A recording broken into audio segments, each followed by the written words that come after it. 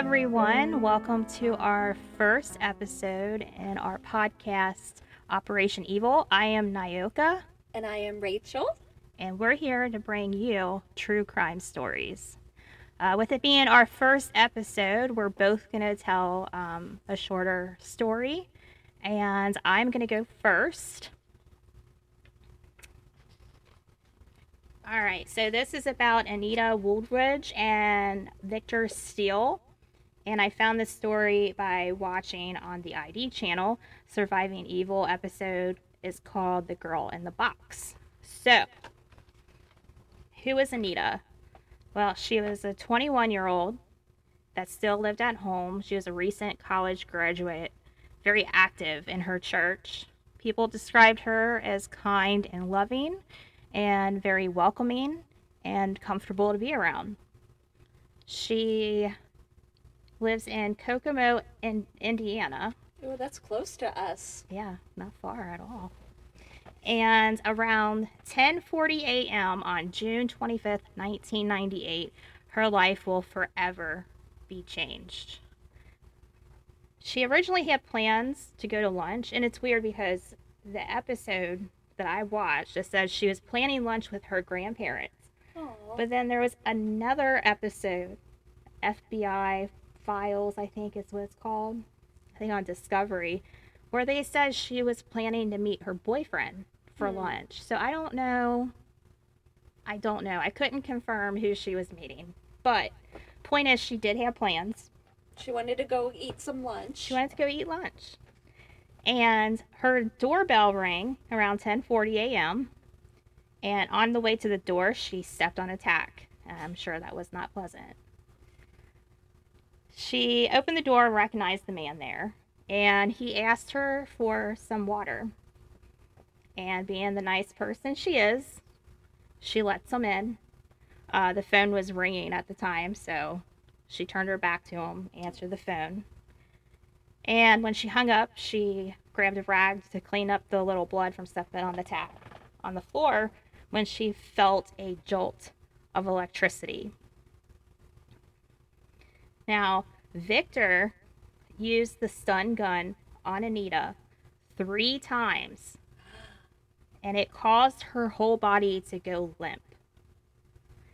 He ties her up, he shows her that he has a loaded gun, and he says he's going to rob her. Now, in the episode that I watched, he dressed up as a woman. What? Yeah, like a dress, heels, wig, the whole thing. Dresses up as a woman because his logic is he takes her out of the house dressed up like a woman that he won't be recognized. I guess less noticeable. Yes, but to me, I think that would draw a little bit of attention. I'm sure it was out of sorts. Especially if he was an ugly woman. Yes, and he was. So, he takes her out of the house and he puts her in the trunk of the car. She says in the episode it's hot. It's like she can't breathe. She didn't know. She felt like she was going to die in there. And she just tries to remain calm, and she could feel when he's driving and eventually going over gravel down a driveway. She thought, great, I'm going to die. This is it. Well, he gets her out of the trunk into the garage, closes the garage door. And this home is the home he shares with his mother. And he never intended to rob her, by the way. Never. It was never a thing. Didn't take anything from her. It was just like a ploy, I guess. Yeah, he just wanted to abduct her. And so he gets her out of the trunk and he rapes her there in the garage. When he's finished, he puts her in his truck. He stole her car, by the way. He stole her car to drive her to his mommy's house. So he puts her in his truck and he takes her to another house in Wisconsin that he's renting. So that way his mom won't be there. And in that house, when he brings her there, is a metal box. It is the future torture box for Anita. Actually, she did describe not as it being a torture box, but it was like if she knew when she was in that box, she was in a safe place because he couldn't get to her. But the metal cabinet that he puts her in is 5 feet by 2 feet, if that gives you an idea. Oh my goodness. Yes. During this time, she's there. He's got her abducted. Her mom comes home. In one episode, it's her mom comes home. And a different one, it's her boyfriend. Which one? I don't know. I could not confirm this with any of the things that I researched. But we'll say her mom comes home. Notices the garage doors open, which is unlike her. Knows that she didn't meet the grandparents for lunch, which is unlike her. And goes inside and sees a little bit of blood on the floor and starts to panic. And she calls authorities right away. So, for 8 days, she's held captive. He only takes her out of this box to sexually assault her, to abuse her, to play board games. And he constantly tells her and reminds her not feel comfortable because he can kill her at any time. To not feel comfortable? Yeah, well, he didn't say don't feel comfortable. He wants her not to feel comfortable by saying, like, look, I can kill you right now. No problem. This is going to happen. So there was never a comfortable moment with that man. He tells her that eventually she will forget about her family and her loved ones, and she will fall in love with him. So, who is this guy? Who is Victor? Well, Victor Steele is 42 years old at the time. He takes 21-year-old Anita. He met her at a fitness club that she previously worked at. So she was familiar with the guy. Some background, though, up to leading to the abduction. In 1985, he was sentenced to 20 years for a prior rape and false imprisonment. He only served 10 of those 20 years, though, because he got out on good behavior. Doesn't that make you angry? It does. Like, if he was in there longer, well, that would have put him at 1995. I'm sure he might have had victims between that time period. I mean, of course you're going to be on good behavior. There's not women in there for you to... Yes, exactly. It's crazy. So, I'm going to talk about the rescue. The FBI got involved with Anita's case.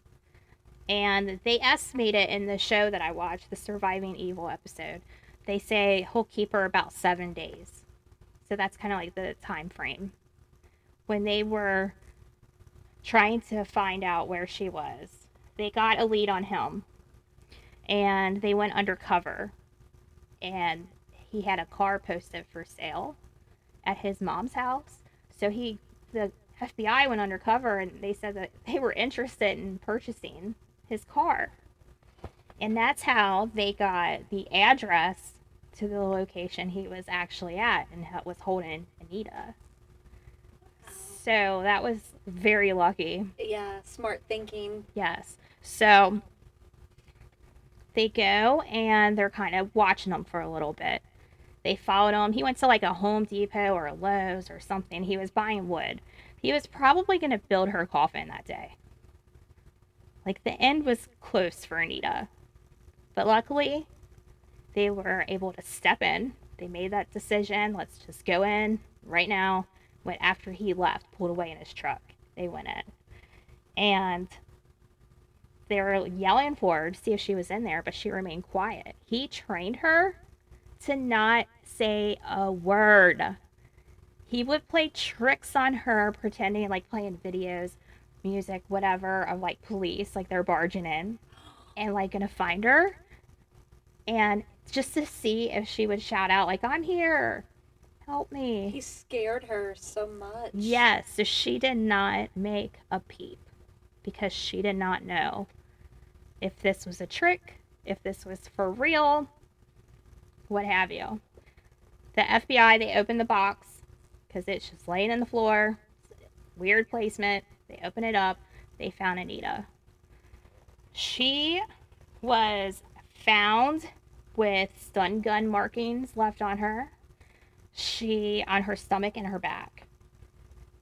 She was bruised and had a purple face. She was in such horrible shape. But she was rescued on that 8th day, just in time, on July 2nd, 1998. So the aftermath of it all. Anita was such a trooper. Her survival skills really just stayed with her and did whatever she needed to do to try to get out of this. Her rescue is used as a training tool for the FBI, which is kind of neat that they turned something horrible. Yes, and just the fact that he had to get her 3 times with the stun gun, like, Yeah. she's one tough girl. Yes, definitely. Steele was charged with kidnapping, carjacking, and illegal possession of a firearm. Following a 5-day trial, a jury deliberated for 3 hours, and before finding him guilty and they found him guilty of all the charges. He was sentenced to life in prison without the possibility of parole. Now, Anita, unfortunately, through this experience, she had PTSD, post-traumatic stress disorder, and horrifying memories that would just haunt her. So she went to therapy, working on herself, and decided her and her therapist, who is Angela Rodner, co-wrote a book called 8 Days in Darkness. And this book was written by both of them to help victims of sexual abuse while bringing her closure to that chapter of her life. You can actually buy this book. I saw it on Amazon. And she also has a couple episodes on different channels as well on her experience to help people. She is a victim's advocate. Her therapist, I thought it was interesting because she said, quote, "She's chosen to forgive him. She's chosen to not hold on to all that anger and fear. In a sense, she is free," end quote. So she just took this horrible thing, turned it to a positive thing, and is an advocate for those just like her. I used a lot of different sources in this. I will link them below.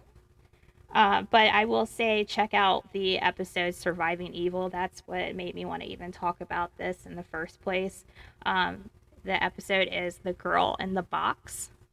I highly recommend it. That show in general is just amazing. ID channel in general is amazing. Is amazing. Like, there's not a bad show on there. So if you're into true crime, survivors, and their story, definitely check that out.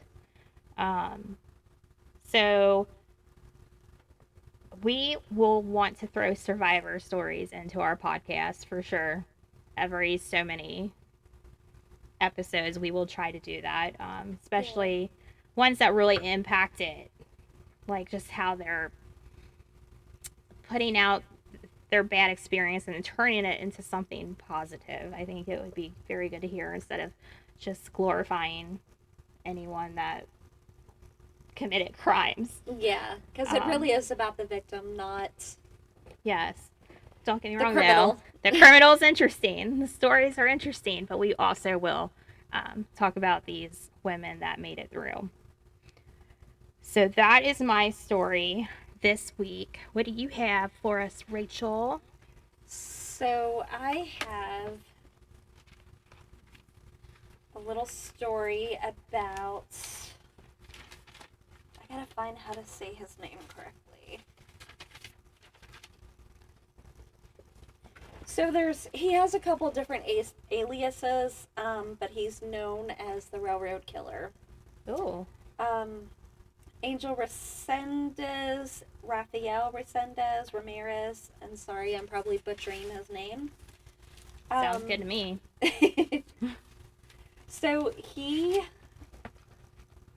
his first crime they really kind of tracked and knew him about was in 1998. And the reason why I wanted to talk about him too is because he kind of, it's kind of a personal thing.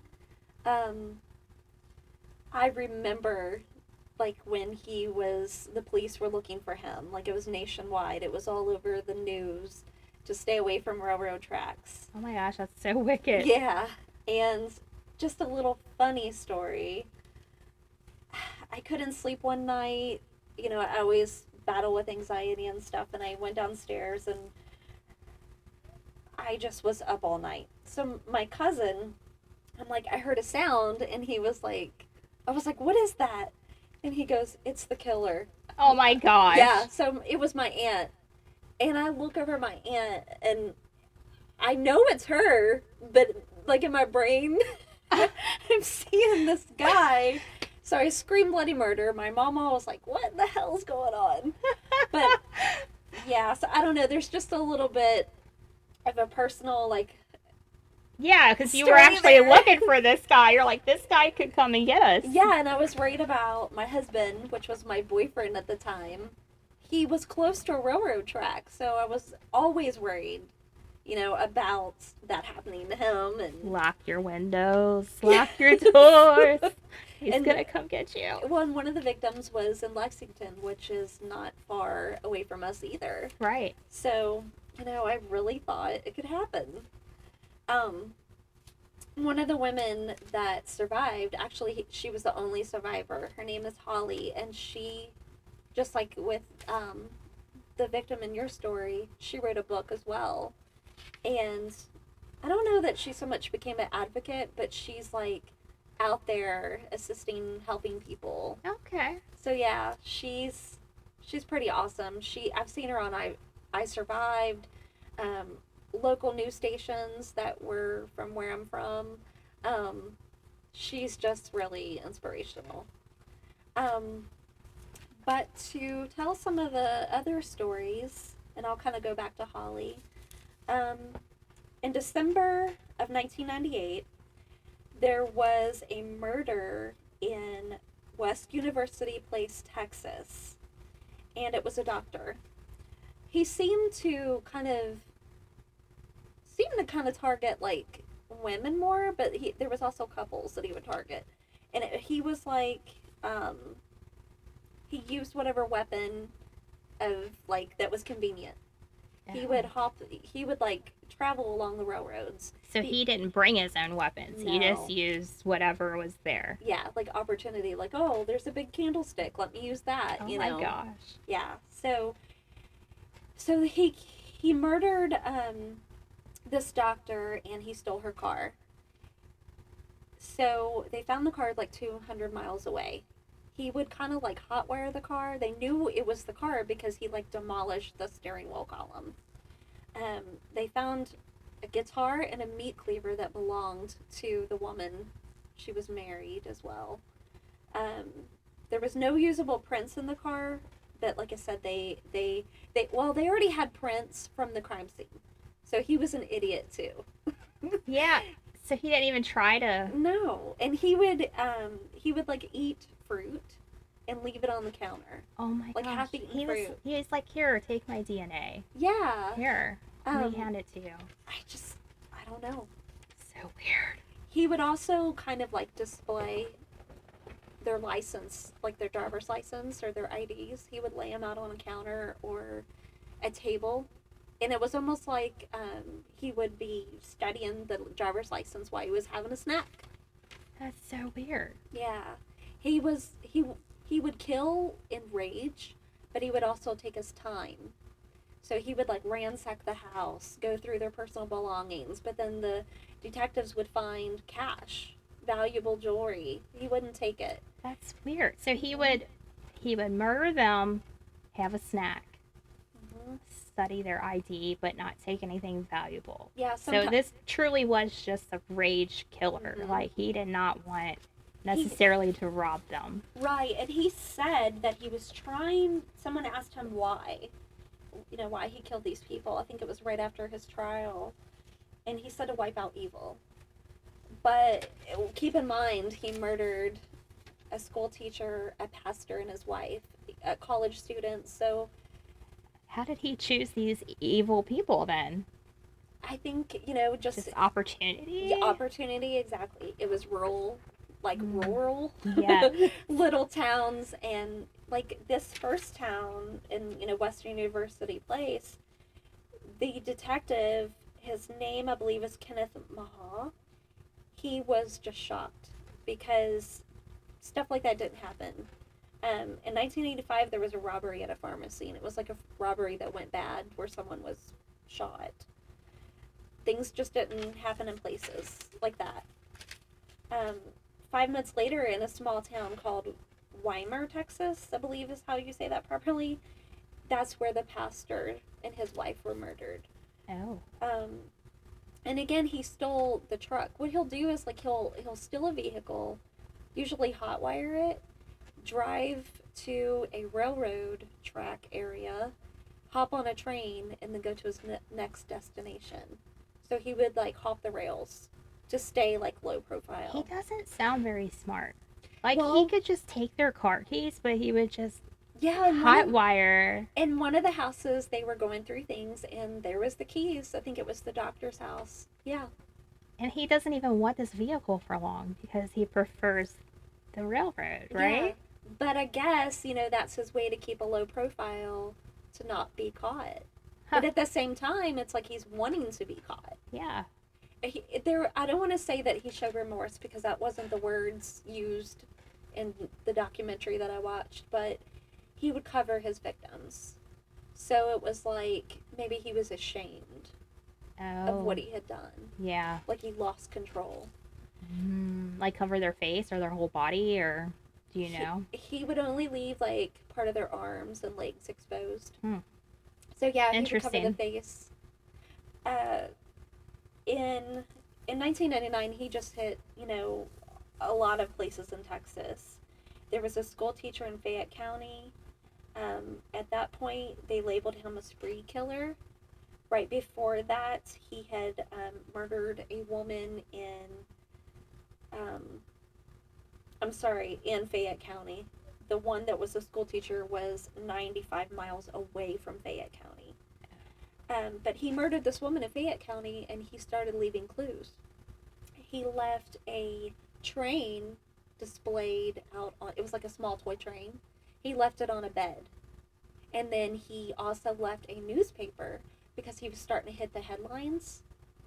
He left this newspaper in reference to himself, basically. Like, talking about the story in the newspaper, like, hey, we're looking for this person, blah, blah, blah. Kind of like a taunt to the detectives. Like, catch me. Yeah. The Texas Rangers, they contacted the FBI, the Houston field office, and there's a profiler called Mark Young. He did a profile on him. And he, of course, I think he left home when he was like 12. And I'm trying not to talk too much about him because, honestly, we don't care. Yeah. but just those typical things like, I guess like rough family life or whatever. But he, like we were talking about weapon of opportunity, he would ransack the houses with the panic. Like, he would kill in rage but no panic. He was a ritual killer, and his signature they believed was covering up the victims and then also eating items and leaving the driver's license out on the table. They also started digging into cold cases. He, at this point, Mark Young, and then this person, Bobby Eckert, she was the lead person with like a task force. They started getting all these leads and tips and, like I said, cold cases. And cities would call and say, hey, this sounds familiar. Oh. Can you help me out? Can you do a profile for me or look at the evidence or what have you? And that's when they found out that Holly from Lexington, her and her boyfriend that, it was tied to this railroad killer because they had some DNA evidence and they tested it, and sure enough, it came back to this guy. Oh, but so before that, it was a cold case, or Well, it was just being worked unsolved. on, Yeah. unsolved. Okay. Yeah, they didn't know, what was going on. But I think the cold case was like from the 80s or something, or late 90s. That, I think I have it here.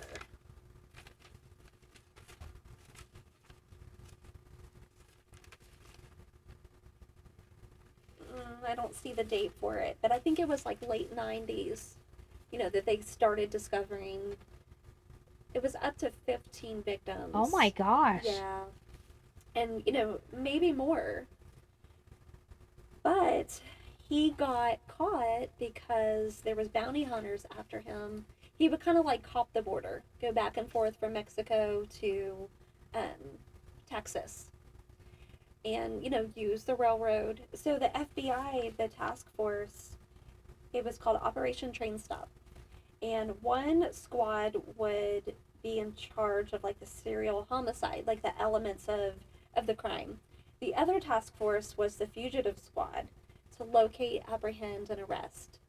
So the fugitive squad, they started brainstorming. They wanted to eliminate comfort spots, which is what they typically do for most killers or murderers. But with him, it was difficult because he would hop the rails. He didn't have like an actual address or anything like that. Um, so they started kind of connecting these murders and stops to crop areas. They kind of figured out that he followed the crops. Oh. Yeah, so like for example in Florida, it was like around the orange, the oranges, like the orchards or whatever. But so they kind of, at those areas, they started heavily posting pictures, asking a lot of questions. Have you seen this person? And people would see him. He was spotted in Louisville, Kentucky. But before police could get there, he's gone. He's gone. And that was at a homeless shelter. Oh my god. So, they did say that he had a high IQ.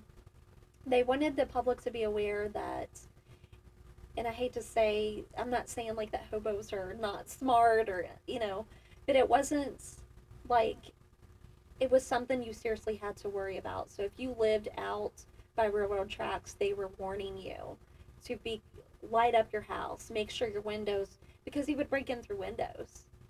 Oh. Most people that live out there, sometimes they don't leave, especially at that time, back in the late 90s or before, you would leave your doors open. Right.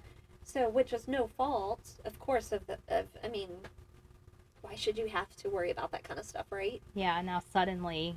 Right. So finally, they found out he had a sister at one point too, and the sister helped bring him in. She had gotten a call from him. Like I said, bounty hunters were after him in Mexico for the reward money, because the FBI put out a reward. It was like $125,000. That's a lot of money. Yeah. He was on the most wanted list, FBI most wanted list, like the 10 most wanted. 30 aliases. So he called her and she talked him into turning himself in to, I think she was worried about him getting killed by someone. So the Texas Rangers, they met him on a small border in between, I believe it was Texas and Mexico, and he turned himself in. They said that it was very quiet. Not that many people were there, law enforcement. And he went on trial, and he was found guilty of first-degree murder in May of 2000. 4 days later, he was sentenced to death. He was executed in 2006. So they didn't waste any time. No, they really didn't. And I hate to say it, but I love it because he showed no mercy. So why should mercy be shown on him? Right. And I got this quote from this. His name is Alex Hannaford. And he was this was an article I found, Daily Beast in 2019. He went and interviewed the railroad killer. And this quote is just, it will make you angry. He said, this was said after his trial, after he was found guilty, which, let me add, he tried the insanity plea. Didn't work. Good. I've decided that injection is better than spending life in jail. When I read that, it just, yeah. So I was... it would have been better off if he, like, just did jail time forever. Right. So, you know, I'm thinking maybe the victims, you know, he's gone. Yeah. You know, it's for the victims to... It is. To for decide, their families. Yeah, for their healing. But I just want to kind of go back real quick to Holly.